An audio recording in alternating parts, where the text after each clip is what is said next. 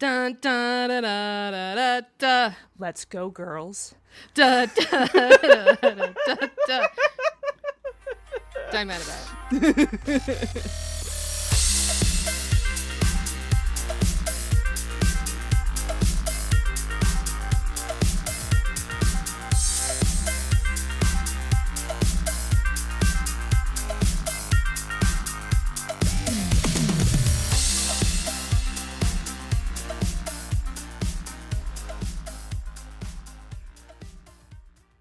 All right, cool. Welcome to Bonus Experience. We're a podcast with a deeper look at the play experience and the finer details of running and writing games. And we are queer women speaking with authority about games. Maybe we should start saying queer people. I could go either way. I could go either way, yeah. Yeah, you know. Yeah. Also, we swear. I'm mad about it. We are also coming to you live from the last week of the Exalted Essence Kickstarter. Oh, boy. This next week is release week, so this may actually come out then. I don't know what you want to... I think we have one more episode in the bank. I don't know what you want to do. We have no more episodes in the bank. Okay, well, this is going to be our episode for next week, so we're going to finish recording this, and then you got to edit it. I got to edit it. Yep, Godspeed. I got to die mad about it. So, who are you? I'm Ray. I'm an industry professional. Ooh. I do a lot of things. My apartment smells of rich mahogany. I didn't prep my list. I do lots of writing. Right now, the only thing on my mind is fucking Exalted Essence, and I gotta write God, and I'm on the Dragon Companion, and I've got some extra, like, side hustles I picked up recently, and yeah, I'm just like, yep, I do things, and I'm doing them right now. I'm Monica. I also do things, and I do them right now. I have tried to disconnect from the Essence Kickstarter, but I can't. You just can't. I can't. It's impossible. It's a combination of, like, my work is being perceived, and also people on the internet are being wrong right now. It's so hard to disconnect from this. Yep. Boy, do I want to argue with everybody who's misreading things, and I'm like, no, there's more of them than you. There's so many more of them than you. Yeah. Solar Charms just dropped today, and I was like, I'm not going to even look at the chat because I don't want to cry. And then everyone was like, oh no, they're all in, like, a really good mood. Like, fussy toddlers, like, oh, they had their naps. Yeah, everybody had a nap and a snack, like that, and now... and now they're in really good moods, and they're being very charitable, and I'm like, all right, I'll go back into the chat. And then I had to minimize it because we were fucking recording a podcast. I don't want to get in the chat. Yeah, we're gonna come back to 300 unread messages. Oh, fuck. All right, well. Yeah. Today we're going to talk about something we're both quite experienced with, game writing, after we just did that whole spiel. About writing games. About writing games, yeah, but we're not just going to talk about game writing in general, but we're going to talk about the way writing for a game, and specifically, I think, leaning maybe more towards adventures and, like, the craft of what goes into a source book, and how that can be like planning a story and vice versa. Yep. Also, this is Ray's wheelhouse, so I'm going to be my turn to ask the questions, and everybody buckle up for a Ray heavy episode. All right, I did my vocal warm-ups. Yeah, we're good to go. Which sounds like like that. I do that for a while. I also want you to know that my home friends have become quite big fans of both Bonus Experience and Systematic Understanding. Nice. And the cold open is their favorite. Oh, good. That's my favorite too. But please keep listening after the cold open. All right, so hold up. BXP, we have previously said that you shouldn't treat a game like your unfinished novel. So what do we mean that writing for a game is like planning a story? Doesn't that seem hypocritical? Okay, it does seem hypocritical. You're right. Episode over. Cut. Wrap. Up, you win. We're done. Everybody get out. You got me. All right. I mean, yeah, writing fiction is a captive audience experience. Like, you are the only one writing it. You get to decide what happens to everyone. You are the sole arbiter of what goes into your fiction. And the only agency your readers have is whether or not to keep reading your fiction. But a game is largely collaborative. Your audience is your players. And they, through the player characters, actually have agency. They have a say in what happens, as well as whether or not to keep playing your game.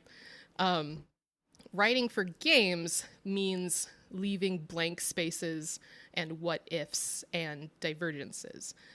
You're trying to leave room for every possible story, as opposed to treating it like a novel, which is open and shut. This is how it starts, this is the middle, and this is the end. Writing for a game, you basically start with this is how it begins, and maybe a little bit of guidance on here's how the middle might go, and then the end is like, I don't know, what do you think? Which can be kind of intimidating for people who are used to writing fiction, and it can also be really freeing for people who are used to writing fiction, because really all you have to do is come up with the hook. You just need to come up with like, wouldn't it be fucked up if, and then you write that.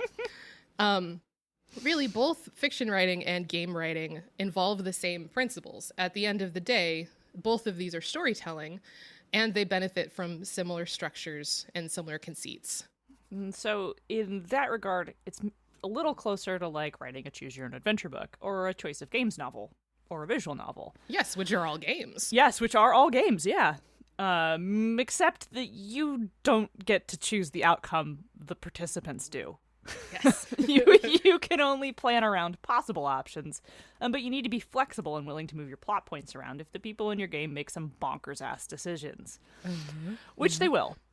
And that, I think, segues us really nicely into our next point, which is how can I use game writing to improve my fiction, or fiction to improve my games? Okay.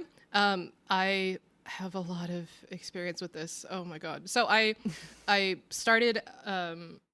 I've been a fiction writer basically my whole life. Ever since I learned how to make stuff up, I've been doing that like it's my job. So I started as a fiction writer and then moved into game writing. So one of them really heavily informed the other. That said, I've learned a lot about both how to write fiction and how to write games as I progress along both of those tracks, if that makes sense. Like, there's things I learn about writing for games that I go, oh, wow, and I can apply that to my fiction. And then there's stuff I learn about writing fiction. I go, oh, shit, and I can apply that to writing for games. So some of the stuff I've picked up from game writing that I now use in fiction writing is honestly fucking character sheets, which is I used to kind of like, I'd see those like, here's a character questionnaire, 100 questions to get to know your character. I always, as you could tell by the way I just like delivered that line, I always sort of been kind of derisive of that as a time waster, as this you could be writing instead of answering what your character's favorite dessert when they were 5 years old was. Like that has no bearing on anything.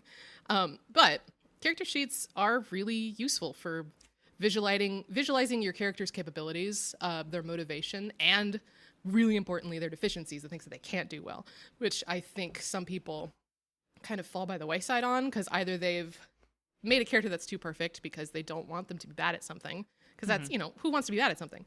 Or they've heard a character has to be bad at something, and then they pick something completely off the wall, like, she's clumsy. I like was just about she's, to be like, aha, she's so clumsy. Or something that's really like off the wall that has no part in your story whatsoever. But it's a good way to get like a top-down view of what's important to your character and what they can do, how they can influence the story.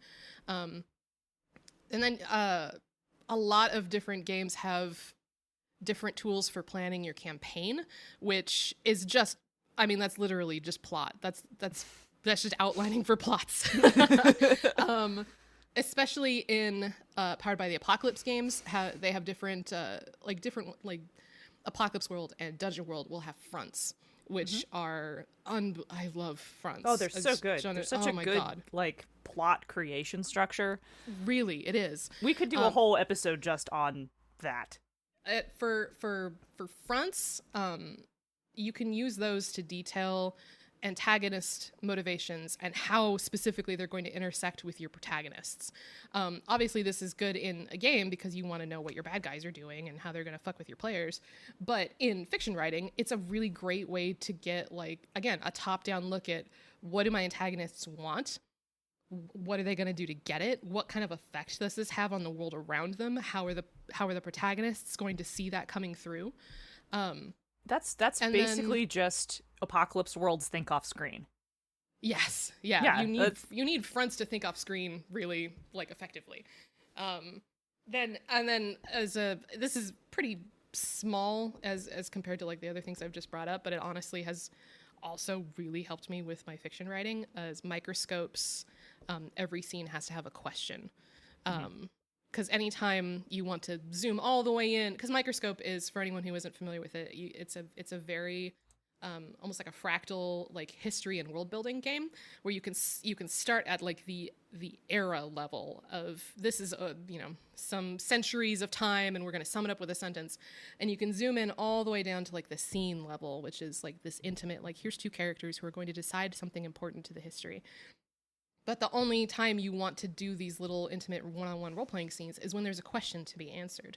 It can't just be like, let's see what happens when these two people talk. Like, you have to have a question of, okay, so how does the king react when he finds out that his wife has betrayed him to their enemies? Like, it's okay, there's your question. Let's find this out. And that's such a simple, like, even a no duh, but it really helps you zoom in on what's going to be important in your story. Because if you're writing these scenes that really don't have points, they're just fun, that's fluff. That's not going to get your plot moving. It's not going to get your characters moving. Just in general, any book with a GM advice chapter, that's basically a fiction writing chapter. That's basically all advice for writers.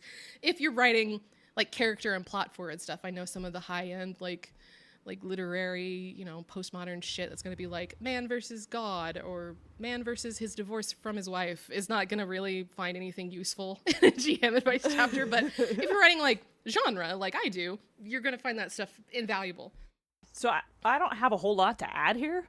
That's cool. Just keep going. Yeah, you touched on a lot of things that I would have already said. Like, fronts are a really phenomenal way to build plots. Fronts are so good. Basically, like you just said, you can just take that and use that for your book. Yep. Because that will make you think off screen for your own characters. Like, when you're book planning, you are controlling the choices all the characters make. And sometimes there's the fun of the emergent property of like, oh, this surprised me, but it did come from you. Yeah. Even if you surprised yourself. I'll have a lot to say about that later. Yeah. Because I've ping-ponged on that issue so many times. Yeah. I think maybe we should put a pin in that, do the mid-episode break, and then come back to that, because we have a lot to talk about on that subject in particular. Are we already doing mid-episode break? Yeah, where are we in the chat recording? Where are we in the 20 chat minutes? recording? 20 minutes? That's a solid beginning at first half of the episode, given that we fucked around for a while. 10 minutes of fucking around. All right, cool. We do mid-episode break. Yeah. Also, it's going to be a long mid-episode break, because you're going to talk about I got stuff to talk about. You got stuff to talk about. All right. Anyway, I'm going to get my coffee. Go get your coffee. Okay.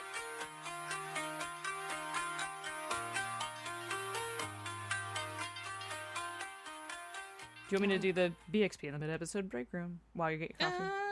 Or you want to come back to that? Okay.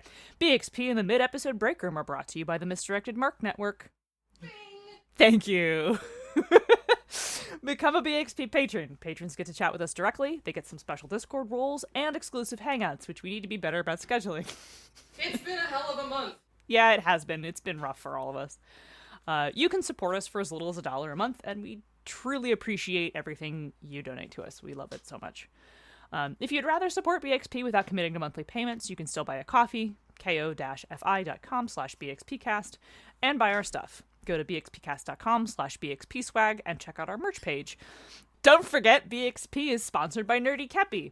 You can get all kinds of rad queer swag, and now there is a bonus experience collection, which you can find on our swag page. Don't worry. Been so excited about it. It's awesome. You can get a shirt that says "Die Mad About It." You can get a mug with the BXP logo on it. You can get a bottle opener with a version of our logo that looks like a LaCroix logo. Did the Margaret hat make it? I think the Margaret hat is on there too. I got a sample of the Margaret. I got a sample of the Margaret hat that looks awesome. I cannot remember if I said, okay, go ahead and put it on the page. I think I did. It should be there. If it's not there, poke us and I will ask Spider to add it. Yeah, I can get it. You can get a fidget spinner? Yeah, you can. You can get, there's a ton of stuff, and if you aren't interested in our BXP stuff, there is a shitload of other really cool Pride stuff Yeah, on that yeah. site. Use code BXPcast at checkout for 10% off, and it never expires. It never expires. You can use that whenever you want. Yeah, all you the can time. just come back if you want a new. If you only have enough money to buy a mug this time, but you really want to buy one of the Pride Skull shirts, of which I own several. They are so cute. I wore one to a wedding, and everybody was like, "Where did you get that shirt?" I'm max vaxxed. I'm street legal. It was safe. Before anybody's like, "How dare you go see humans?" We got our shots. Yeah. We're good. Also remember, saying nice things is always free. Leave us a good review on Apple Podcasts, Podbean, Google. I think we're on Spotify. I don't know. We're all over the place. We're in a lot of places. Wherever you listen, give us a good review, because that puts us in the view of more listeners, and that's what we want. Also, Yeah. if you're on the Discord, you heard about this. I don't think I've talked about it like on the public channel, like Twitter and stuff. But in the same vein of we've had a hell of a month. Was it 2 weeks ago that everything hit the fan? We had a huge week of rainstorms. And then in the same day, we find out that our AC has broken and our sump pump has broken and the basement flooded. So that was the same day, very stressful, very upset. We did not have the capital to fix like anything. Until you guys showed up, honestly. And it's I still don't know what to say, honestly. Monica organized kind of like a fundraiser, basically, and got everyone up to speed on what was going on, and you guys really helped my family a huge amount. Like, took a huge weight off our shoulders. We were able to get new AC units. We were able to get our basement squared away so that it's actually like not a biohazard anymore. We could not have done that without you. And I am never going to forget that you guys showed up when my family needed you. And I just think that's cool as hell, because I'm just here, rambling into a microphone about my hot takes on games. And it's like a community at this point, which is weird. But yeah, I appreciate everyone who showed up, everyone who donated even a little bit, or couldn't donate at all, and just said, "Hey, that really sucks. I'm thinking about you." Like all of you are incredible, and thank you so much. I'm looking at our email. I'm not very good at mental math. What is 8 plus 13? 21. Plus 2 more. 23. 23 donations is how many people sent us money. That's honestly, it's very strange to me. And I grew up in kind of a weird situation where stuff like this is always like, okay, but what's the catch? And it didn't really click for me until like I was telling my sister, like, I can't believe that, like, what do I do? Like, how do I repay this? And the way she said it was just, oh, they just wanted to flex on how much they love you. And I was like, oh, and that finally like crystallized for me. Yes, you guys have absolutely flexed your stuff. I know exactly how much y'all love me and my family, and it's honestly, I still am without words about it. And people got to show up and play some games with us, which was fun. Yeah, we got to play Jackbox. What did we play? We played some Quiplash. Did we play Quiplash? We played TKO. We played Trivia Murder Party. Oh yeah, I spanked everyone at Trivia Murder Party. And we played Gartic Phone, which was amazing. I want to play Gartic Phone all the time now. Gartic Phone was what we played for my birthday. It is so fucking fun. I had a blast. And now we have window AC units because they're way cheaper than $5,000 to get a whole new AC unit. And it turns out that they don't even use as much energy. They're just like a little uglier. So yeah, kind of a blessing in disguise. We're going to save a lot on our energy bill. Hey, win-win. Mm-hmm. All right, well, that's enough of that. Okay. If you like bonus experience, you'll also like They're a Super Geek, which is the brand new version, the evolved form of She's a Super Geek. Ooh. Phase 2. Phase 2, They're a Super Geek is an actual play one-shot live stream created by 3... do we pronounce this acronym? I know what it stands for.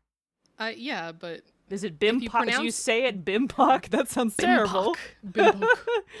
BIMPOC also sounds terrible. Whatever. Yeah, Black Indigenous mixed race people of color players to highlight the voices of marginalized folks in the tabletop role-playing game scene. They feature gender marginalized GMs and a diverse rotating cast of players. Tune in every other Thursday from 9 to 11 p.m. Eastern on the Misdirected Mark Twitch. All right. And now back to our show.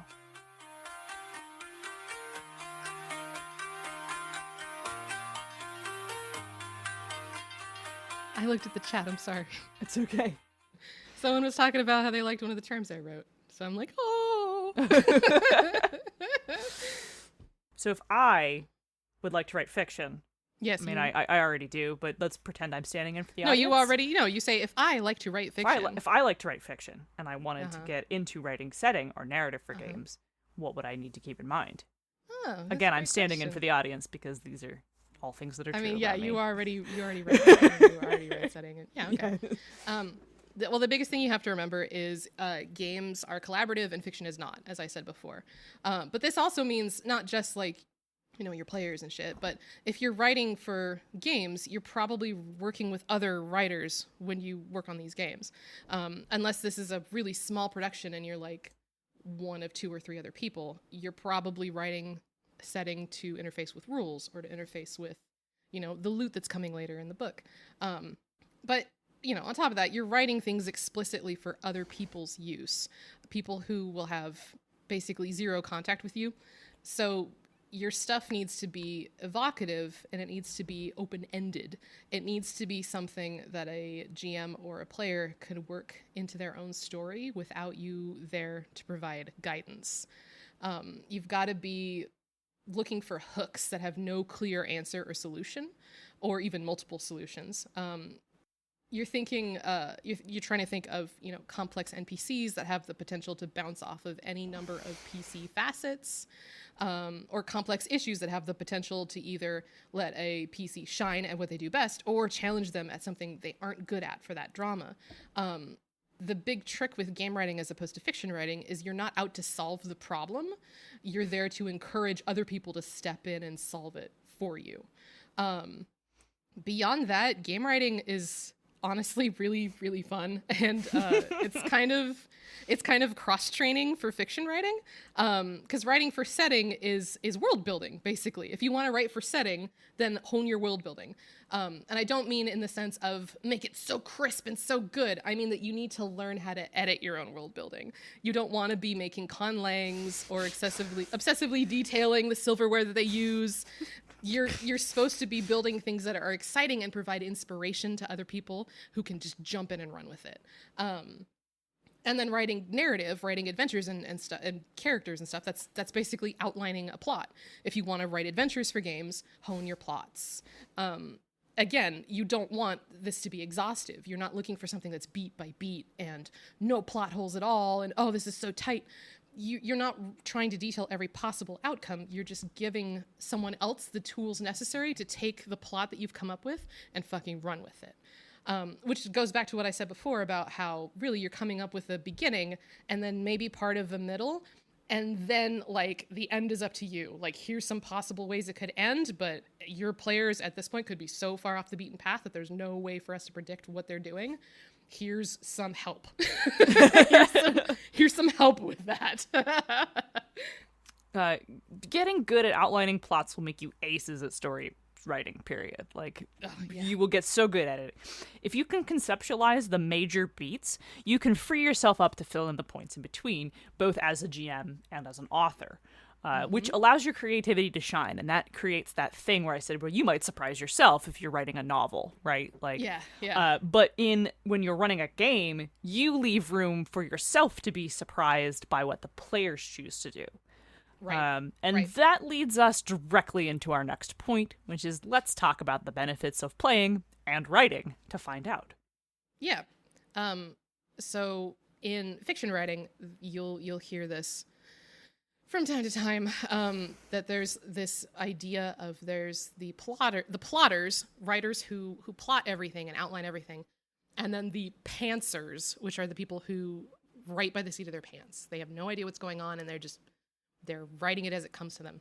I have always hated this. I hate the infantilization of pantsers, and some people even go as far as to say that they're plotsers, which is or plantsers, like they do both, and it's just stupid. I have always hated it. Not just for the terminology, because I feel like, we're writers, there's got to be a better way to fucking describe this. but I also for a really long time hated the idea of not plotting. I didn't like why would you write something without an outline? Why would you do this without knowing what's going to happen? And I honestly had a lot of derision for people who would go on about, oh, my character took over. Oh, my character surprised me. Because to me, for a long time, there is no division. You are your character. You are your character, yeah. We can get cute about it, but you decide what to write. Your character doesn't decide anything. Your character doesn't exist. You created that character.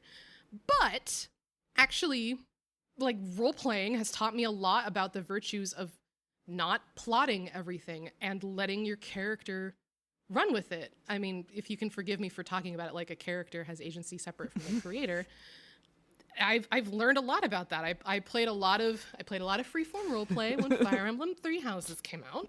I'm sure a lot of you remember us talking about. It's very stupid. It was a lot of fun though. Yeah, I learned a lot. It taught me to loosen up and to just get into the headspace and really understand the character that you're playing, and realizing that plot can just arise from that.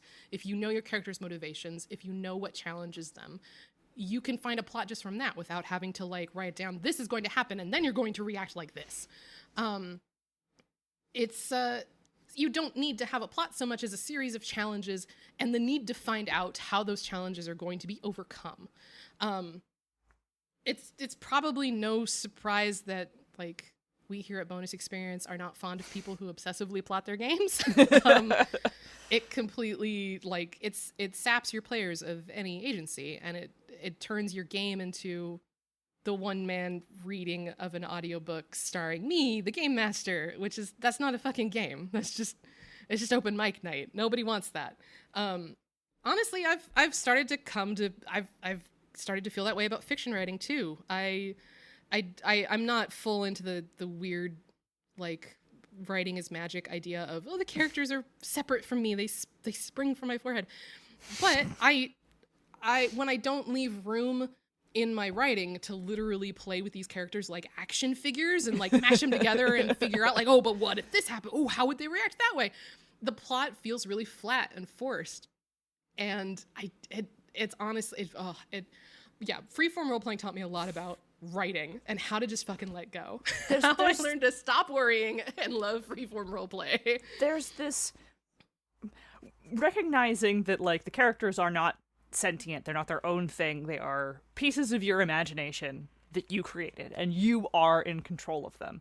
But there is this interesting phenomenon where when you you just said, when you free yourself to play with them, and let these expressions of fiction take on a life of their own in your mind, that little aspect of yourself will make decisions for itself if you give it the freedom to play.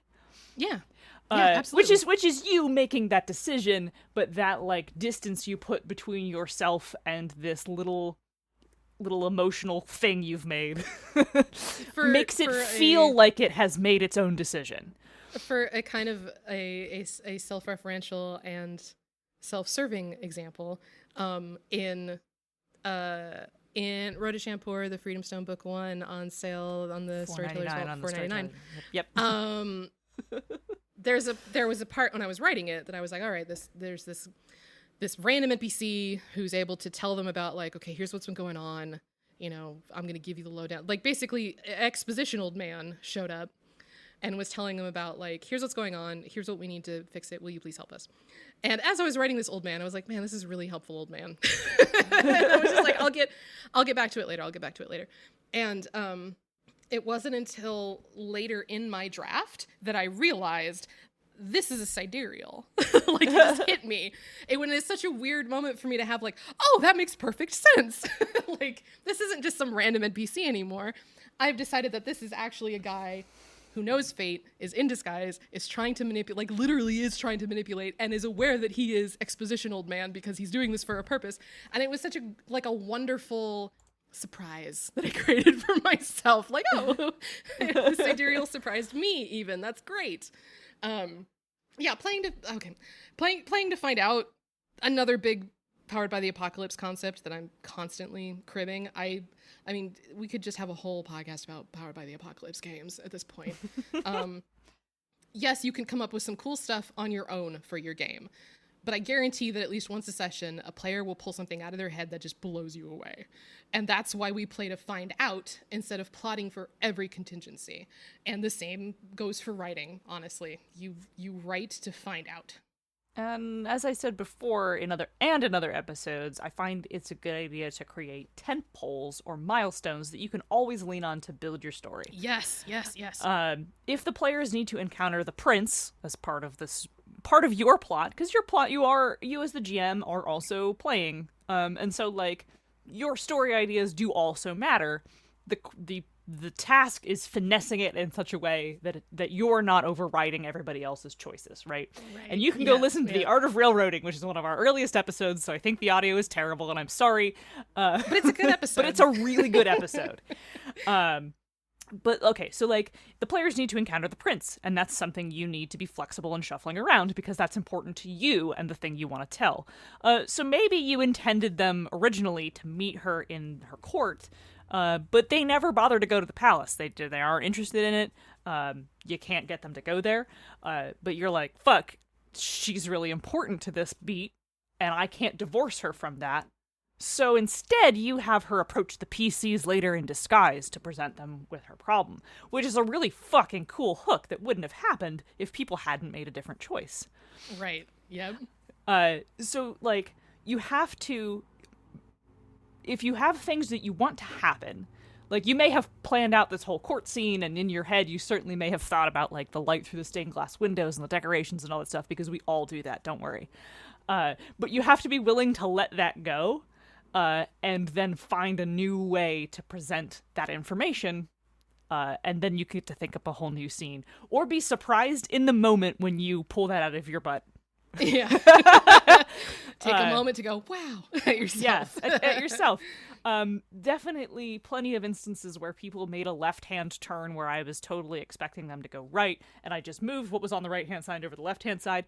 Right, yeah. And changed... The ogres were always in the forest. No matter which way you go. Yeah. And just changed that back around to, like, fit the left-hand scenery instead. And my pro tip is that you can always keep notes... I know. Of the choices that have been made. They don't have to be super detailed notes. And then use their choices based on the things that you wrote down to remember to link together future plots.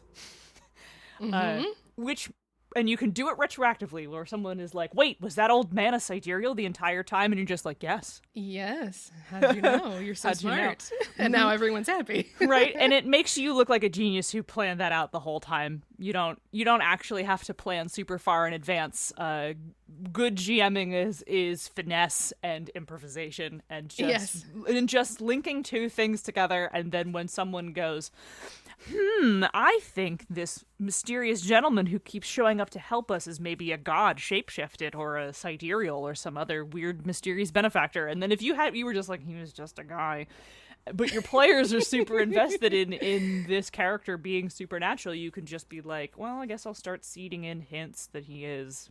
Yeah. Change it if you want to. Yes. I mean, even in mid-flight. There sure is something to be said for sticking with your guns.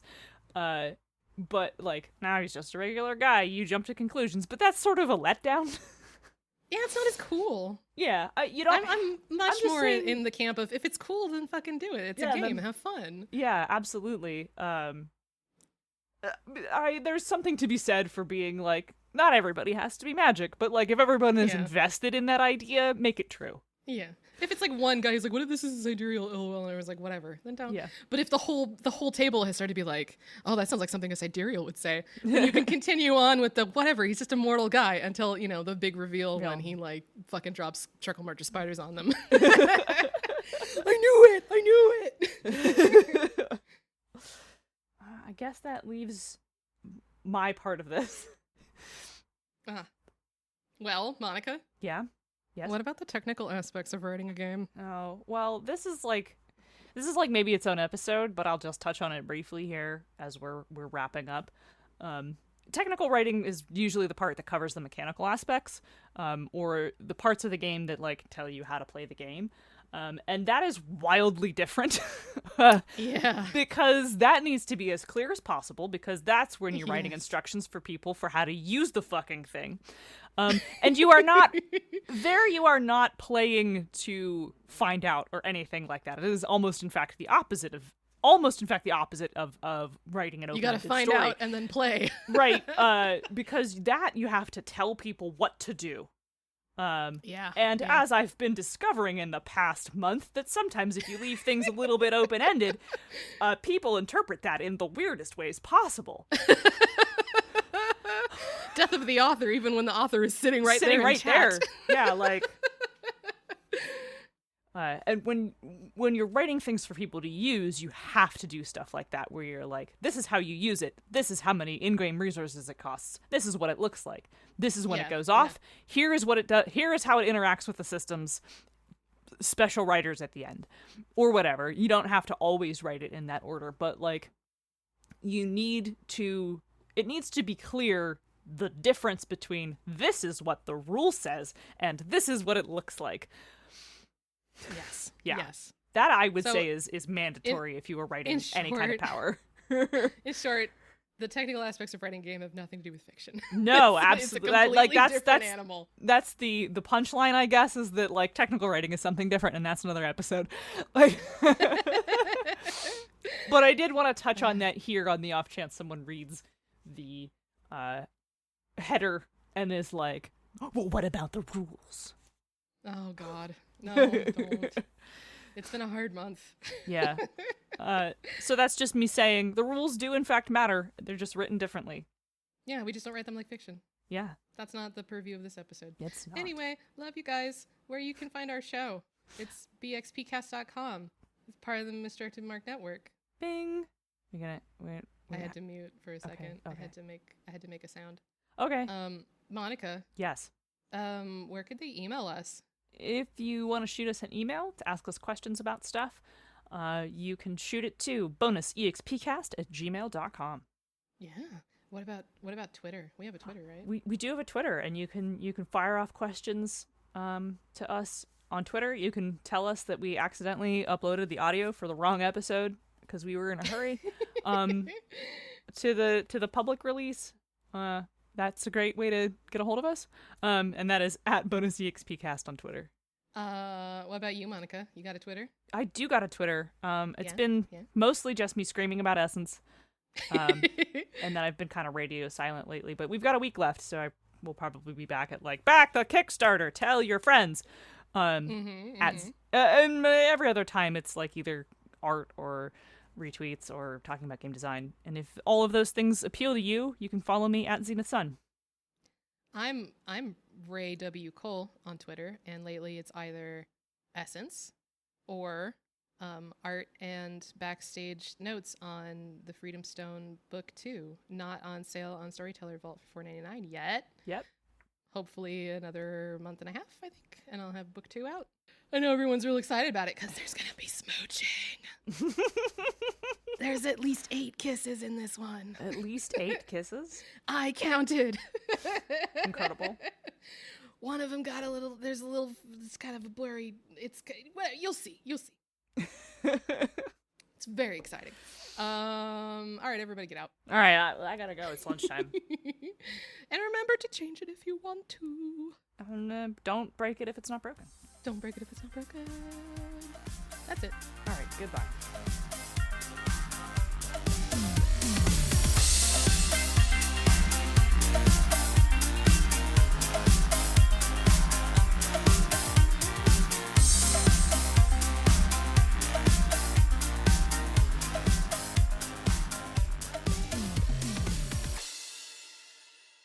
thank you for listening.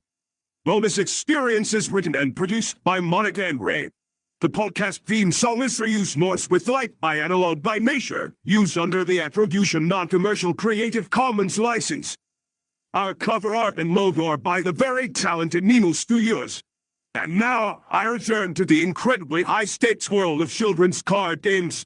See you next time, and remember, winners don't do drugs.